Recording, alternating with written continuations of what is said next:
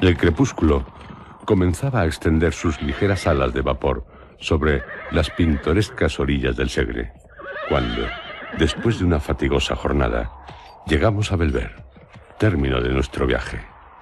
Belver es una pequeña población situada a la falda de una colina, por detrás de la cual se ven elevarse, como las gradas de un colosal anfiteatro de granito, las empinadas y nebulosas crestas de los Pirineos.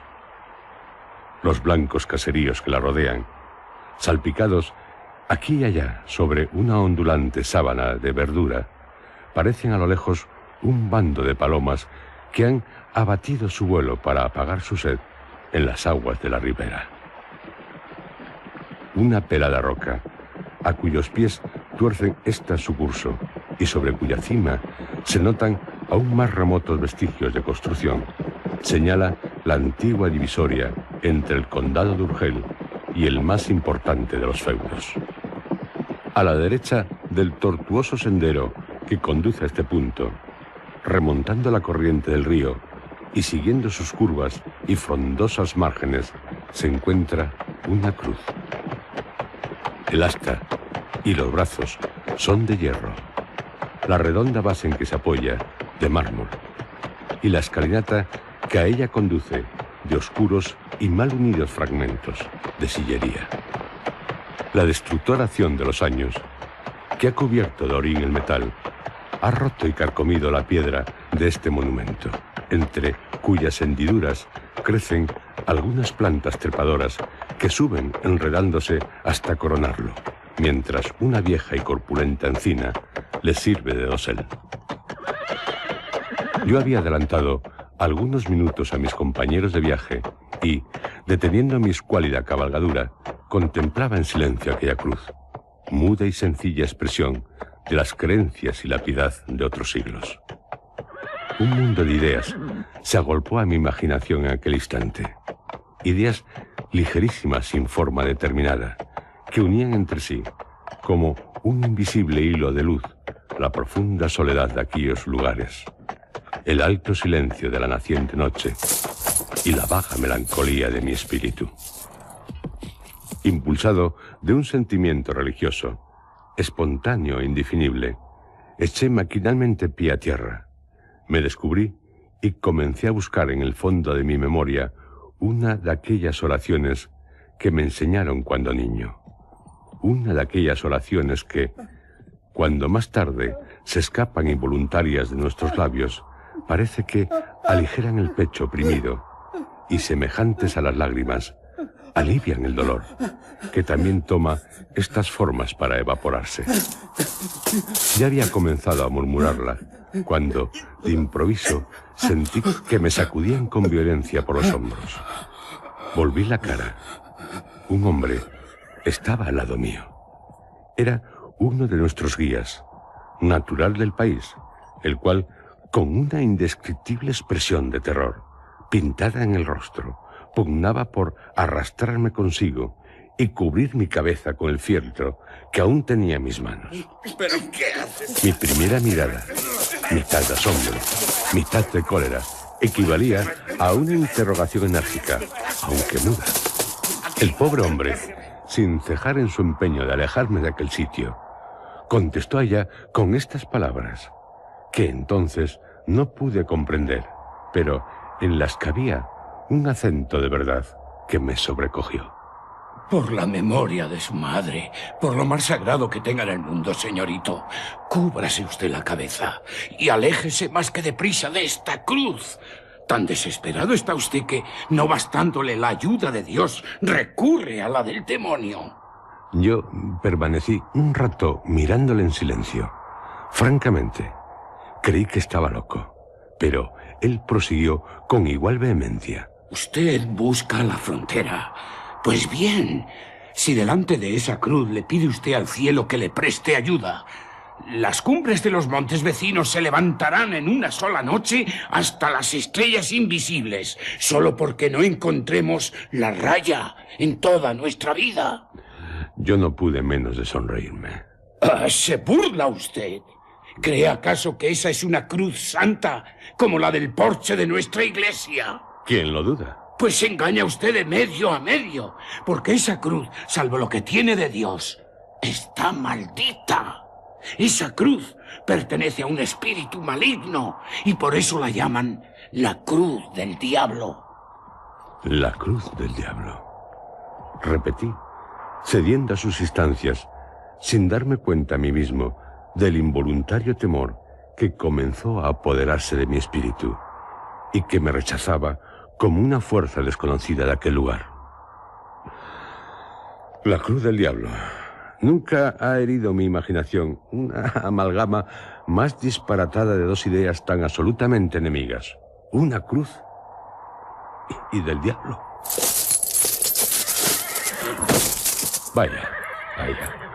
Fuerza será que en llegando a la población me expliques este monstruoso absurdo.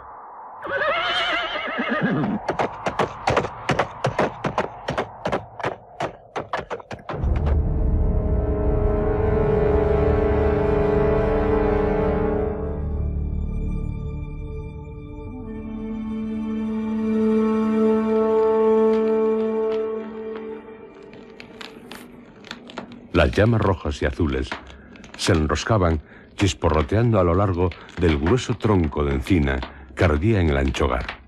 Nuestras sombras, que se proyectaban temblando sobre los ennegrecidos muros, se empequeñecían o tomaban formas gigantescas, según la hoguera despedía resplandores más o menos brillantes. El vaso de saúco, ora vacío, ora lleno, y no de agua como Cangilón de Noria, había dado 3 veces la vuelta alrededor del círculo que formábamos junto al fuego, y todos esperaban con impaciencia la historia de la cruz del diablo, que a guisa de postres de la frugal cena que acabábamos de consumir se nos había prometido, cuando nuestro guía tosió 2 veces y se echó al coleto un último trago de vino, limpióse con el revés de la mano la boca y comenzó de este modo. Hace mucho tiempo, yo no sé cuánto, pero los moros ocupaban aún la mayor parte de España. Se llamaban condes a nuestros reyes, y las villas y aldeas pertenecían en feudos a ciertos señores que a su vez prestaban homenaje a otros más poderosos cuando acaeció lo que voy a referirles. Concluida esta breve introducción histórica, el héroe de la fiesta guardó silencio durante algunos segundos, como para coordinar sus recuerdos, y prosiguió así. Pues es el caso que en aquel tiempo remoto esta villa y algunas otras formaban parte del patrimonio de un noble varón, cuyo castillo señorial se levantó por muchos siglos sobre la cresta de un peñasco que baña el Segre, del cual toma su nombre. Aún testifican la verdad de mi relación algunas informes ruinas que, cubiertas de jaramago y musgo, se alcanzan a ver sobre su cumbre desde el camino que conduce a este pueblo. No sé si, por ventura o desgracia, quiso la suerte que este señor, a quien por su crueldad detestaban sus vasallos y por sus malas cualidades ni el rey admitía en la corte, ni sus vecinos en el hogar, se aburriese de vivir solo con su mal humor y sus ballesteros en lo alto de la roca en que sus antepasados colgaron su nido de piedra. Devanábase noche y día los sesos en busca de alguna distracción propia de su carácter, lo cual era bastante difícil después de haberse cansado, como ya lo estaba, de mover guerra a sus vecinos, apalear a sus servidores y ahorcar a sus súbditos. En esta ocasión, cuentan las crónicas que se le ocurrió una idea feliz. Sabiendo que los cristianos de otras poderosas naciones se aprestaban a partir juntos en una formidable armada a su país maravilloso para conquistar el sepulcro de nuestro Señor Jesucristo, que los moros tenían en su poder, se determinó a marchar en su seguimiento. Si realizó esta idea con objeto de purgar sus culpas, que no eran pocas, derramando su sangre en tan justa empresa, o con el de trasplantarse a un punto donde sus malas mañas no se conociesen, se ignora. Pero la verdad del caso es que con gran contentamiento de grandes y chicos, de vasallos y de iguales, allegó cuanto dinero pudo, redimió a sus pueblos del señorío mediante una gruesa cantidad, y no conservando de propiedad suya más que el peñón del Segre y las 4 torres del castillo, herencia de sus padres, desapareció de la noche a la mañana. La comarca entera respiró en libertad durante algún tiempo, como si despertara de una pesadilla. Ya no colgaban de los árboles de sus sotos, en vez de frutos, racimos de hombres. Las muchachas del pueblo no temían al salir con su cántaro en la cabeza a tomar agua de la fuente del camino, ni los pastores llevaban sus rebaños al Segre por sendas impracticables y ocultas, temblando encontrar a cada revuelta de la trocha a los ballesteros de su muy amado señor. Así transcurrió el espacio de 3 años. La historia del mal caballero, que solo por este nombre se le conocía, comenzaba a pertenecer al exclusivo dominio de las viejas, que en las eternas veladas del invierno las relataban con voz hueca y temerosa a los asombrados chicos. Las madres asustaban a los pequeñuelos incorregibles o llorones, diciéndoles que viene el señor del Segre, cuando he aquí que no sé si un día o una noche, si caído del cielo o abortado de los profundos, el temido señor apareció, efectivamente, como suele decirse, en carne y hueso, en mitad de sus antiguos vasallos.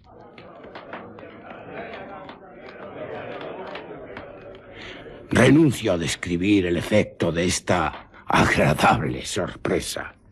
Ustedes se lo podrán figurar mejor que yo pintarlo, solo con decirles que tornaba reclamando sus vendidos derechos, que si malo se fue, peor volvió, y si pobre y sin crédito se encontraba antes de partir a la guerra, ya no podía contar con más recursos que su despreocupación, su lanza y una media docena de aventureros tan desalmados y perdidos como su jefe.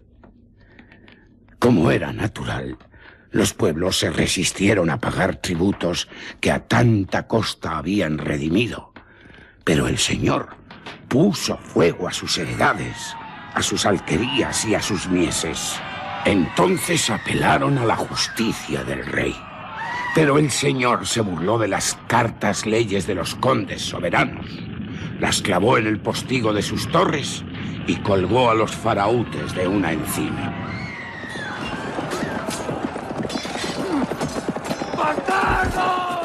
Exasperados y no encontrando otra vía de salvación, se pusieron de acuerdo entre sí, se encomendaron a la divina providencia y tomaron las armas. Pero el señor reunió a sus secuaces, llamó en su ayuda al diablo, se encaramó a su roca y se preparó a la lucha. Esta comenzó terrible y sangrienta. Se peleaba con todas las armas, en todos los sitios y a todas horas, con la espada y el fuego, en la montaña y en la llanura, en el día y durante la noche. Aquello no era pelear para vivir, era vivir para pelear. Al cabo triunfó la justicia. Oigan ustedes cómo. Una noche oscura, muy oscura, en que no se oía ni un rumor en la tierra, ni brillaba un solo astro en el cielo, los señores de la fortaleza, engreídos por una reciente victoria, se repartían el botín y, ebrios con el vapor de los licores, en mitad de la loca y estruendosa orgía, entonaban sacrílegos cantares en loor de su infernal patrono. Como dejo dicho, Nada se oía en derredor del castillo, excepto el eco de las blasfemias que palpitaban perdidas en el sombrío seno de la noche, como palpitan las almas de los condenados envueltas en los pliegues del huracán de los infiernos. Ya los descuidados centinelas habían fijado algunas veces sus ojos en la villa, que reposaba silenciosa, y se habían dormido sin temor a una sorpresa, apoyados en el grueso tronco de sus lanzas, cuando he aquí que algunos aldeanos, resueltos a morir y protegidos por la sombra, comenzaron a escalar el enhiesto peñón del Segre, a cuya cima tocaron a punto de la medianoche. Una vez en la cima, lo que faltaba por hacer fue obra de poco tiempo. Los centinelas salvaron de un solo salto el valladar que separa al sueño de la muerte. El fuego, aplicado con teas de resina al puente y al rastrillo, se comunicó con la rapidez del relámpago a los muros, y los escaladores, favorecidos por la confusión y abriéndose paso entre las llamas, dieron fin con los habitantes de aquella guarida en un abrir y cerrar de ojos. Oh, todos perecieron.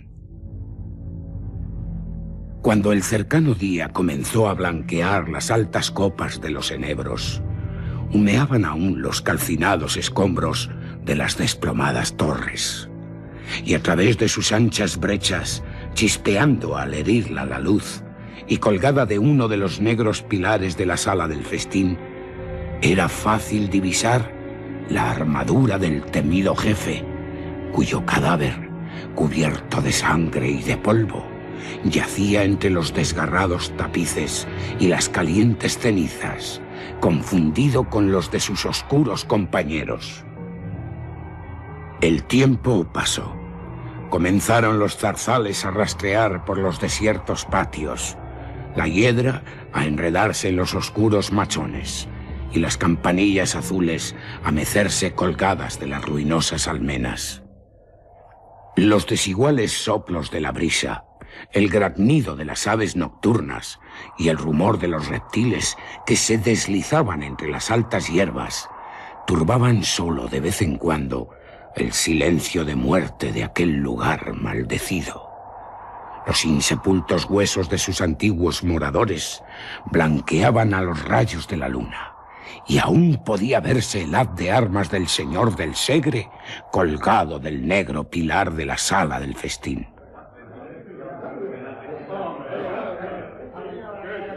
Nadie osaba tocarle, pero corrían mil fábulas acerca de aquel abandonado objeto, causa incesante de hablillas y terrores para los que le miraban llamear durante el día, herido por la luz del sol, o creían percibir en las altas horas de la noche el metálico son de sus piezas que chocaban entre sí cuando las movía el viento con un gemido prolongado y triste. A pesar de todos los cuentos que a propósito de la armadura se fraguaron y que en voz baja se repetían unos a otros los habitantes de los alrededores, no pasaban de cuentos, y el único mal más positivo que de ello resultó se redujo entonces a una dosis de miedo más que regular, que cada uno de por sí se esforzaba en disimular lo posible, haciendo, como suele decirse, de tripas corazón. Si de aquí no hubiera pasado la cosa, nada se habría perdido.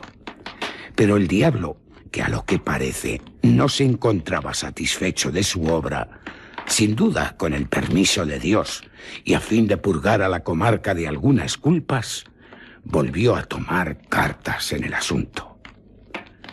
Desde este momento, las fábulas que hasta aquella época no pasaron de un rumor vago y sin viso alguno de verosimilitud, comenzaron a tomar consistencia y hacerse de día en día más probables. En efecto, hacía algunas noches que todo el pueblo había podido observar un extraño fenómeno.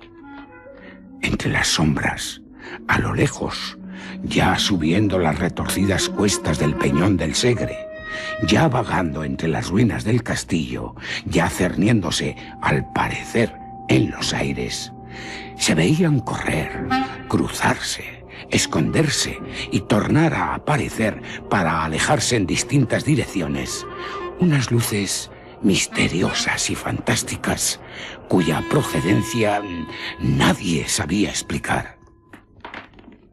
Esto se repitió por 3 o 4 noches durante el intervalo de un mes. Y los confusos aldeanos esperaban ansiosos el resultado de aquellos conciliábulos diabólicos que ciertamente no se hizo aguardar mucho cuando 3 o 4 alquerías incendiadas, varias reses desaparecidas y los cadáveres de algunos caminantes despeñados en los precipicios pusieron en alarma todo el territorio en 10 leguas a la redonda. Ya no quedó duda alguna. Una banda de malhechores se albergaba en los subterráneos del castillo.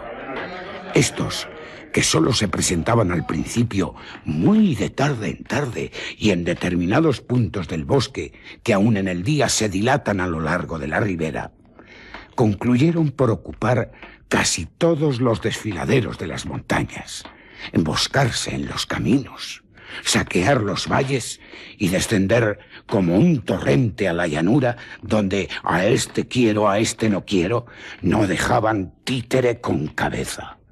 Los asesinatos se multiplicaban, las muchachas desaparecían, los niños eran arrancados de las cunas a pesar de los lamentos de las madres para servirlos en diabólicos festines en que, según la creencia general, los vasos sagrados sustraídos de las profanadas iglesias servían de copa. El terror llegó a apoderarse de los ánimos en un grado tal que al toque de oraciones nadie se aventuraba a salir de su casa, en la que no siempre se creían seguros de los bandidos del Peñón. Mas, ¿quiénes eran estos? ¿De dónde habían venido? ¿Cuál era el nombre de su misterioso jefe? He aquí el enigma que todos querían explicar y que nadie podía resolver hasta entonces, aunque se observase, desde luego, que la armadura del señor feudal había desaparecido del sitio que antes ocupara y posteriormente varios labradores hubiesen afirmado que el capitán de aquella desalmada gavilla marchaba a su frente, cubierto con una que, de no ser la misma, se le asemejaba en un todo. Cuanto queda repetido, si se le despoja de esa parte de fantasía con que el miedo abulta y completa sus creaciones favoritas, nada tiene en sí de sobrenatural y extraño. ¿Qué cosa más corriente en unos bandidos que las ferocidades con que éstos se distinguían? Ni más natural que el apoderarse su jefe de las abandonadas armas del señor del Segre. Sin embargo, algunas revelaciones hechas antes de morir por uno de sus secuaces, prisionero en las últimas refriegas, acabaron por colmar la medida, preocupando el ánimo de los más incrédulos. Poco más o menos, el contenido de su confesión fue este. Yo pertenezco a una noble familia. Los extravíos de mi juventud, mis locas prodigalidades y mis crímenes, por último, atrajeron sobre mi cabeza la cólera de mis deudos y la maldición de mi padre, que me desheredó al expirar. Hallándome solo y sin recurso de ninguna especie, el diablo, sin duda, debió sugerirme la idea de reunir algunos jóvenes que se encontraban en una situación idéntica a la mía, los cuales, seducidos con la promesa de un porvenir de disipación, libertad y abundancia, no vacilaron un instante en suscribir mis designios. Estos se reducían a formar una banda de jóvenes de buen humor, despreocupados y poco temerosos del peligro, que desde allí en adelante vivirían alegremente del producto de su valor y a costa del país, hasta tanto que Dios se sirviera disponer de cada uno de ellos conforme a su voluntad, según hoy a mí me sucede. Con este objeto, señalamos esta comarca para teatro de nuestras futuras expediciones y escogimos como punto el más a propósito para nuestras reuniones, el abandonado castillo del Segre, lugar seguro no tanto por su posición fuerte y ventajosa, como por hallarse defendido contra el vulgo por las supersticiones y por el miedo. Congregados una noche bajo sus ruinosas arcadas, alrededor de una hoguera que iluminaba con su rojizo resplandor las desiertas galerías, trabóse una acalorada disputa sobre cuál de nosotros había de ser elegido el jefe. Cada uno alegó sus méritos. Yo expuse mis derechos. Ya los unos murmuraban entre sí con ojeadas amenazadoras, ya los otros, con voces descompuestas por la embriaguez, habían puesto la mano sobre el pomo de sus puñales para dirimir la cuestión, cuando de repente oímos un extraño crujir de armas, acompañado de pisadas huecas y sonantes que de cada vez se hacían más distintas. Todos arrojamos a nuestro alrededor una inquieta mirada de desconfianza. Nos pusimos de pie y desnudamos nuestros aceros, determinados a vender caras las vidas.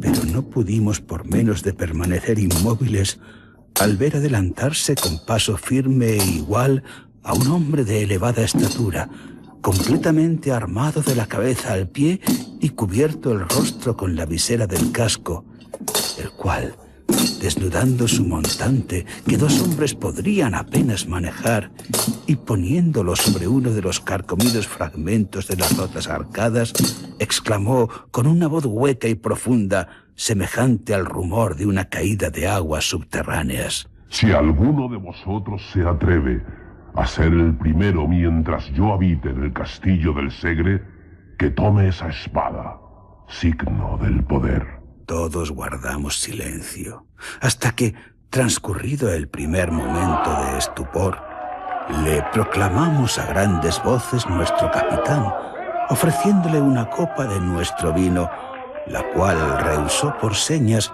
acaso por no descubrirse la faz que en vano procuramos distinguir a través de las rejillas de hierro que la ocultaban a nuestros ojos.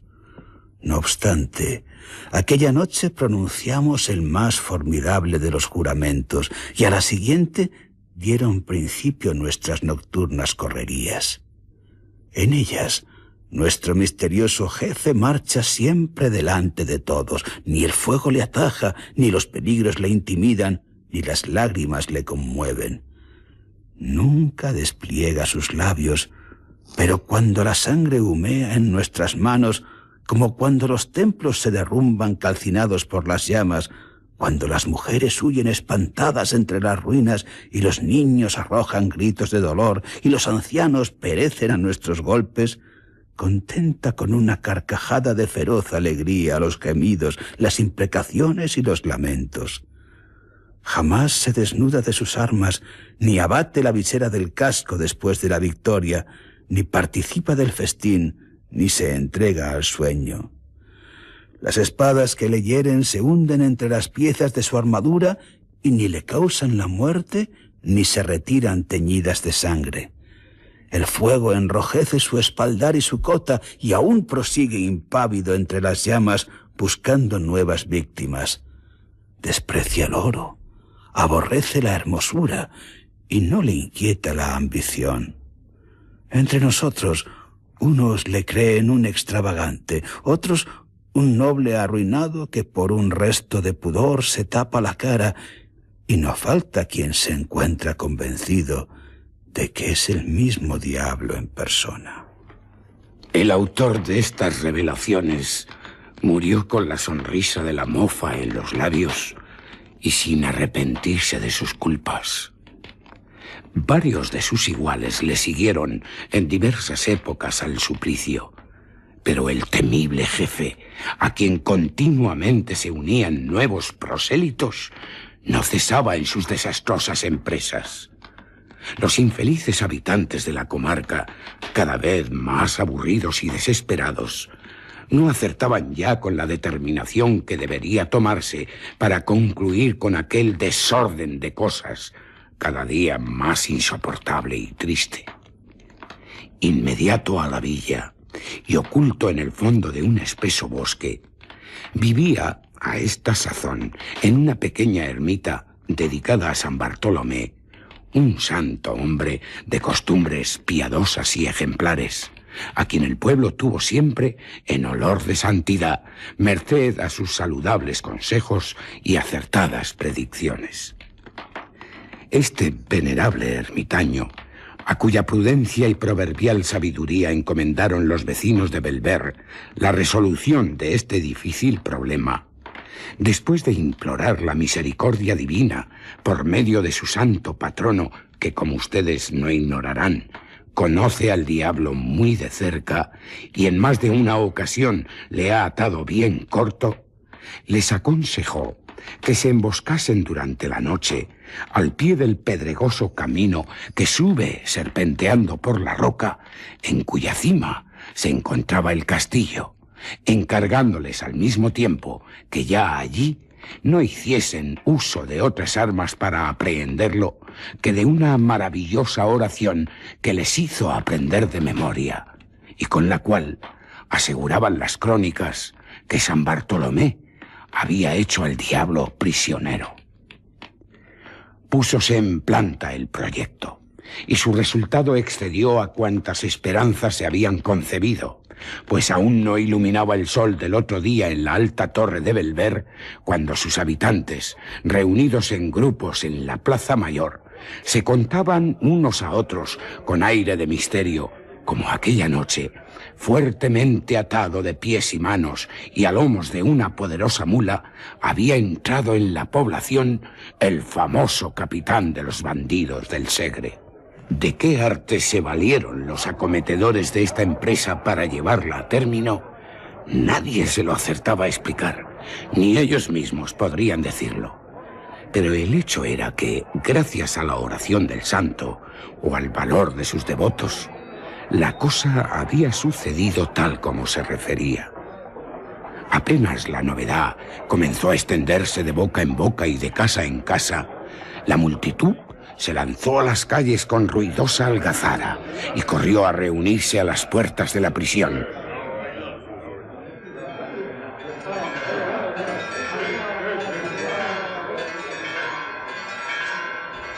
La campana de la parroquia llamó a consejo, y los vecinos más respetables se juntaron en capítulo, y todos aguardaban ansiosos la hora en que el reo había de comparecer ante sus improvisados jueces. Estos, que se encontraban autorizados por los condes de Urgel para administrarse por sí mismos pronta y severa justicia sobre aquellos malhechores, deliberaron un momento, pasado el cual mandaron comparecer al delincuente a fin de notificarle su sentencia. Como dejo dicho, así en la Plaza Mayor como en las calles por donde el prisionero debía atravesar para dirigirse al punto en que sus jueces se encontraban, la impaciente multitud hervía como un apiñado enjambre de abejas. Especialmente en la puerta de la cárcel, la conmoción popular tomaba cada vez mayores proporciones, y ya los animados diálogos, los sordos murmullos y los amenazadores gritos comenzaban a poner en cuidado a sus guardas, cuando afortunadamente llegó la orden de sacar al reo.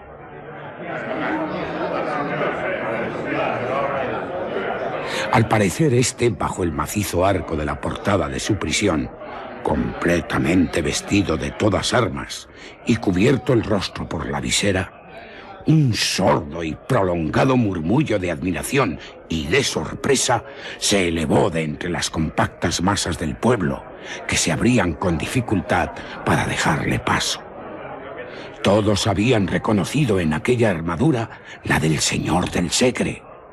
Aquella armadura, objeto de las más sombrías tradiciones, mientras se la vio suspendida de los arruinados muros de la fortaleza maldita.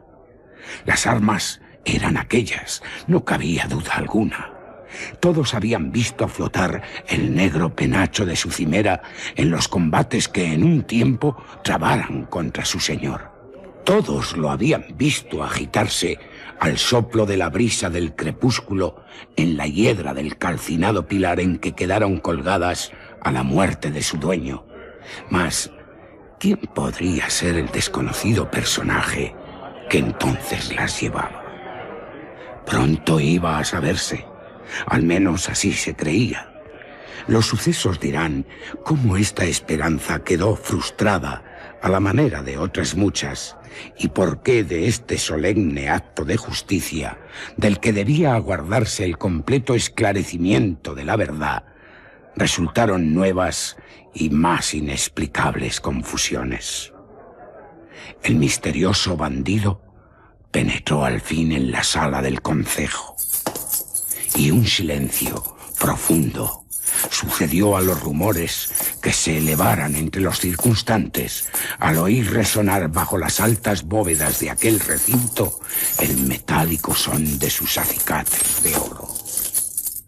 Uno de los que componían el tribunal, con voz lenta e insegura, le preguntó su nombre, y todos prestaron el oído con ansiedad para no perderse una sola palabra de su respuesta. Pero el guerrero se limitó a encoger sus hombros ligeramente, con un aire de desprecio e insulto, que no pudo por menos de irritar a sus jueces, que se miraron entre sí sorprendidos. 3 veces volvió a repetírsele la pregunta, y otras tantas obtuvo semejante o parecida contestación. ¡Que se levante la visera! ¡Que se descubra! Veremos si se atreve entonces a insultarnos con su desdén, como lo hace ahora, protegido por el incógnito. ¡Descubríos! Repitió el mismo que anteriormente le dirigiera la palabra. El guerrero permaneció impasible. Os lo mando en el nombre de nuestra autoridad. La misma contestación. En el de los condes soberanos. Ni por esas. La indignación llegó a su colmo, hasta el punto que uno de sus guardas, lanzándose sobre el reo, cuya pertinencia en callar bastaría a apurar la paciencia de un santo, le abrió violentamente la visera. Un grito de general sorpresa se escapó del auditorio, que permaneció por un instante herido de un inconcebible estupor. La cosa no era para menos. El casco, cuya férrea visera se veía en parte levantada hasta la frente, en parte caída sobre la brillante gola de acero, estaba vacío, completamente vacío. Cuando pasado ya el primer momento de terror quisieron tocarle, la armadura se estremeció ligeramente y, descomponiéndose en piezas, cayó al suelo con un ruido sordo y extraño. La mayor parte de los espectadores, a la vista del nuevo prodigio, abandonaron tumultuosamente la habitación y salieron despavoridos a la plaza. La nueva se divulgó con la rapidez del pensamiento entre la multitud que aguardaba impaciente el resultado del juicio. Y fue tal la alarma, la revuelta y la vocería, que ya a nadie cupo duda sobre lo que pública voz se aseguraba, esto es, que el diablo, a la muerte del señor del Segre, había heredado los feudos de Belver. Al fin se apaciguó el tumulto y decidióse volver a un calabozo la maravillosa armadura. Ya en él despacháronse 4 emisarios que, en representación de la atribulada villa, hiciesen presente el caso al conde de Urgel y al arzobispo, los que no tardaron muchos días en tornar con la resolución de estos personajes, resolución que, como suele decirse, era breve y compendiosa. Cuélguese la armadura en la plaza mayor de la villa, que si el diablo la ocupa, fuerza le será el abandonarla o ahorcarse con ella. Encantados los habitantes de Belver con tan ingeniosa solución, volvieron a reunirse en concejo. Mandaron levantar una horca en la plaza y cuando ya la multitud ocupaba sus avenidas, se dirigieron a la cárcel por las armas en corporación y con toda la solemnidad que la importancia del caso requería. Cuando la respetable comitiva llegó al macizo arco que daba entrada al edificio, un hombre pálido se arrojó al suelo en presencia de los aturdidos circunstantes, exclamando: «Perdón, señores, perdón». ¿Perdón? ¿Para quién?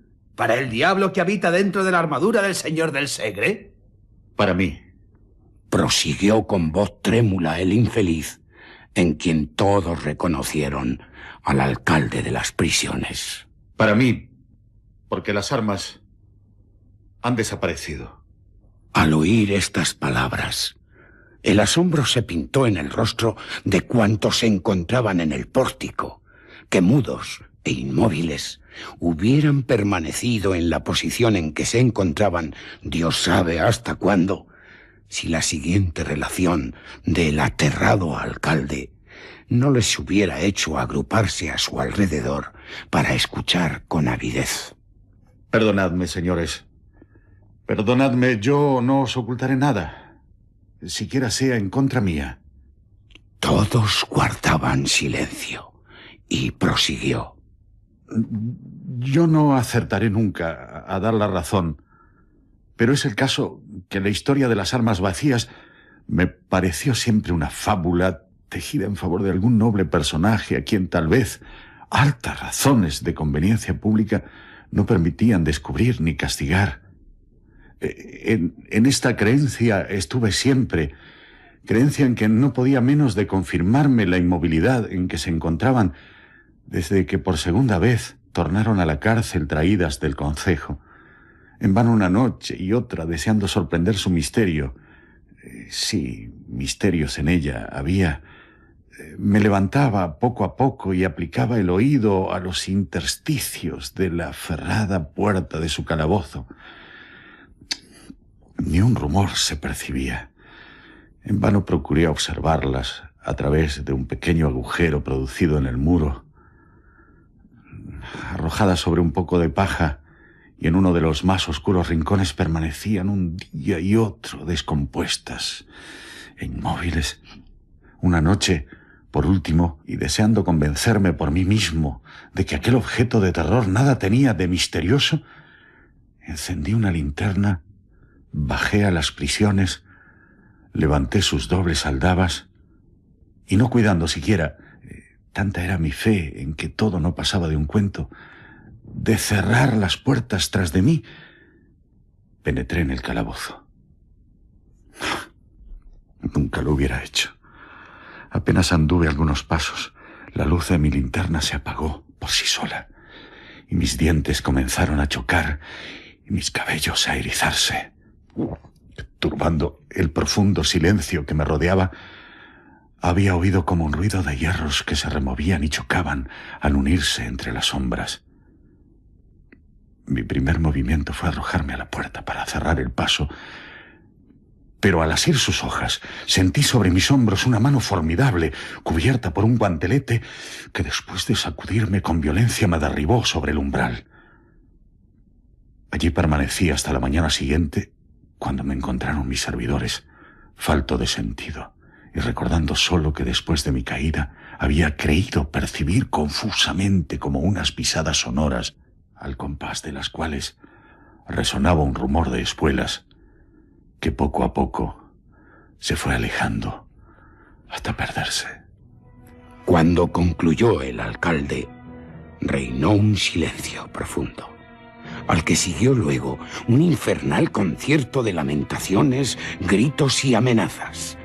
Trabajo costó a los más pacíficos el contener al pueblo, que, furioso con la novedad, pedía a grandes voces la muerte del curioso autor de su nueva desgracia. Al cabo, logróse apaciguar el tumulto y comenzaron a disponerse a una nueva persecución. Esta obtuvo también un resultado satisfactorio. Al cabo de algunos días, la armadura volvió a encontrarse en poder de sus perseguidores. Conocida la fórmula y mediante la ayuda de San Bartolomé, la cosa no era ya muy difícil. Pero aún quedaba algo por hacer, pues en vano, a fin de sujetarla, la colgaron de una horca. En vano emplearon la más exquisita vigilancia con el objeto de quitarle toda ocasión de escaparse por esos mundos. En cuanto las desunidas armas veían 2 dedos de luz, se encajaban y pian pianito volvían a tomar el trote y a emprender de nuevo sus excursiones por montes y llanos, que era una bendición del cielo. Aquello era el cuento de nunca acabar. En tan angustiosa situación, los vecinos se repartieron entre sí las piezas de la armadura, que acaso por 100ª vez se encontraba en sus manos, y rogaron al piadoso eremita, que un día los iluminó con sus consejos, decidiera lo que debía hacerse con ella. El santo varón ordenó al pueblo una penitencia general. Se encerró por 3 días en el fondo de la caverna que le servía de asilo, y al cabo de ellos dispuso que se fundiesen las diabólicas armas, y con ellas y algunos sillares del castillo del Segre se levantase una cruz. La operación se llevó a término, aunque no sin que nuevos y aterradores prodigios llenasen de pavor al ánimo de los consternados habitantes de Belver. En tanto que las piezas arrojadas a las llamas comenzaban a enrojecerse, largos y profundos gemidos parecían escaparse de la ancha hoguera, de entre cuyos troncos saltaban como si estuvieran vivas y sintiesen la acción del fuego. Una tromba de chispas rojas, verdes, azules, danzaban en la cúspide de sus encendidas lenguas y se retorcían crujiendo como si una legión de diablos, cabalgando sobre ellas, pugnasen por libertar a su señor de aquel tormento. Extraña, horrible fue la operación, en tanto que la candente armadura perdía su forma para tomarla de una cruz. Los martillos caían resonando con un espantoso estruendo sobre el yunque, al que 20 trabajadores vigorosos sujetaban las barras del hirviente metal que palpitaba y gemía al sentir los golpes. Ya se extendían los brazos del signo de nuestra redención. Ya comenzaba a formarse la cabecera, cuando la diabólica y encendida masa se retorcía de nuevo como en una convulsión espantosa, y rodeándose el cuerpo de los desgraciados que pugnaban por desasirse de sus abrazos de muerte, se enroscaba en anillos como una culebra, o se contraía en zigzag como un relámpago.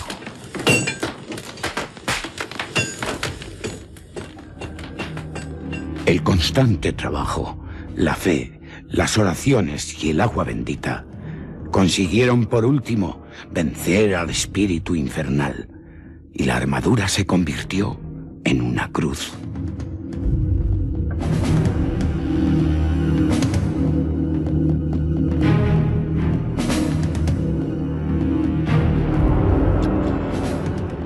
Esa cruz es la que hoy habéis visto, y a la cual se encuentra sujeto el diablo que le presta su nombre.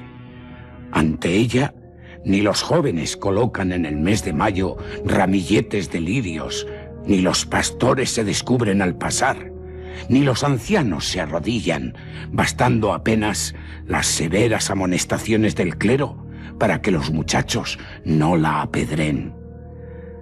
Dios ha cerrado sus oídos a cuantas plegarias se le dirigen en su presencia.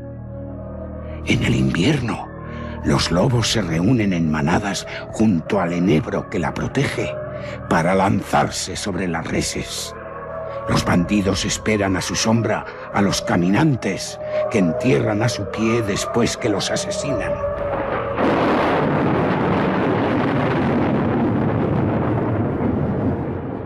Y cuando la tempestad se desata, los rayos tuercen su camino para liarse silbando al asta de esa cruz y romper los sillares de su pedestal.